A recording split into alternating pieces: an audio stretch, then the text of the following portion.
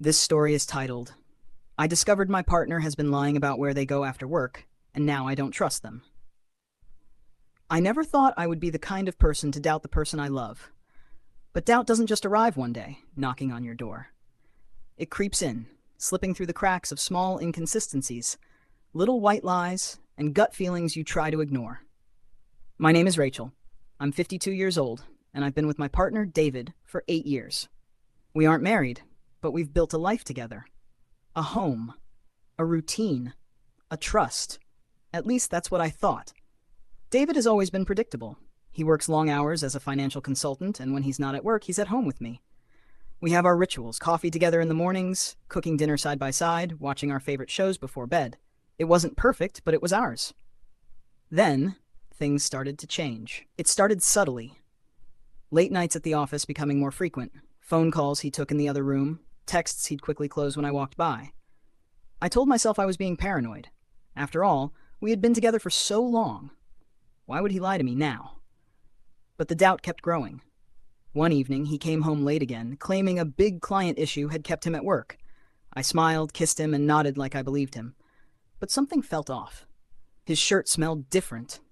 Not like the stale air of an office, but something fresher, like cologne that wasn't his. I told myself I was imagining things. Until the night I finally listened to my gut. That Thursday, David had told me he'd be working late again. This time, I decided to check for myself. I called his office around 8:30 p.m. His secretary, Linda, picked up. "Hey, Linda," I said, keeping my voice light. "I don't mean to bother, but is David still there?" She hesitated. "David? Oh, no. He left a couple of hours ago." My heart stopped. I swallowed hard. "Oh, right. Must have forgotten to text me." "Thanks, Linda." I barely heard her say goodbye before I hung up. My hands were shaking. I stared at my phone, trying to piece together what this meant. I felt sick, but I wasn't ready to confront him without proof. So I waited. At 10:15 p.m., David walked through the door, looking exhausted.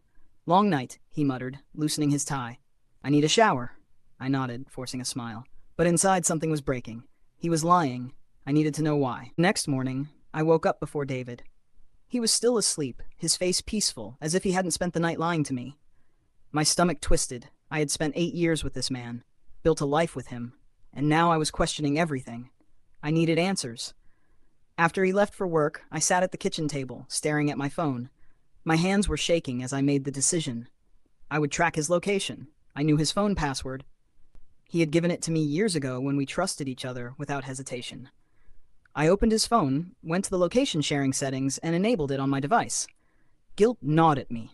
Was I crossing a line? Was I becoming someone I didn't recognize? But then I remembered how easily he had lied to my face last night. How he had smelled like someone else's cologne. No, I needed to know. That evening, David texted me the same excuse. "Working late again. Don't wait up." My heart pounded as I opened the tracking app. My breath caught in my throat. He wasn't at the office. He was across town, at a residential address. I stared at the screen, my chest tightening. Was he at a friend's house? A client's? Or my pulse roared in my ears. I grabbed my keys and drove. 20 minutes later, I parked a few houses down from the address.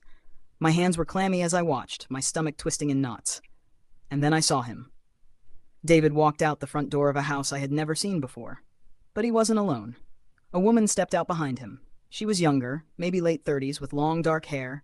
She laughed at something he said, touching his arm. He leaned in, whispered something in her ear, and then he kissed her. The world stopped. Everything around me blurred. My chest felt like it was caving in. I had hoped, prayed that I was wrong, that there was some reasonable explanation. But there it was. Undeniable proof. David turned, walking toward his car. I could see his face clearly now, the man I had loved for years, a stranger. I couldn't watch anymore. I started the car and drove away, my vision blurred with tears. I didn't know what I was going to do next. I just knew one thing. I would never trust him again. If this story resonated with you, like, comment, and subscribe. Have you ever uncovered a painful truth about someone you loved? Let's talk in the comments.